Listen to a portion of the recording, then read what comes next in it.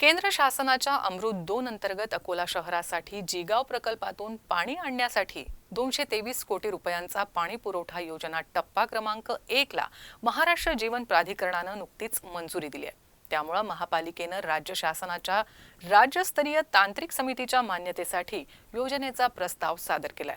समितीकडून मंजुरी मिळताच योजनेच्या कामाला सुरुवात होणार आहे।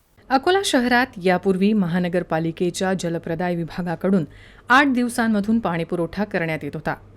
यंदा दमदार पाऊस झाल्यामुळे महान येथील काटेपूर्णा धरण 95% भरल्यानं महापालिका आयुक्त तथा प्रशासक डॉक्टर सुनील लहाने यांनी शहराला दिनांक 15 ऑगस्टपासून 2 दिवसांआड पाणीपुरवठा करण्याचा निर्णय घेतला होता।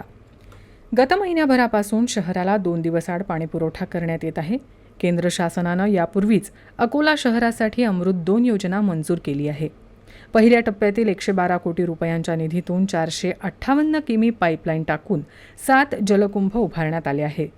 त्याचे उद्घाटन दिनांक 2 ऑक्टोबर रोजी पंतप्रधान नरेंद्र मोदी यांच्या हस्ते आभासी पद्धतीनं करण्यात आलं। 223 कोटी रुपयांची पाणीपुरवठा योजनेचाही प्रस्ताव महापालिका प्रशासनानं महाराष्ट्र जीवन प्राधिकरणाकडे तांत्रिक मान्यतेसाठी पाठवला होता।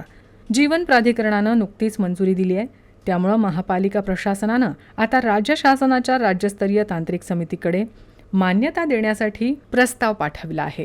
त्याला मंजुरी मिळाल्यानंतर कामाची निविदा प्रसिद्ध करण्यात येईल। नंतर प्रत्यक्ष कामाला सुरुवात होईल।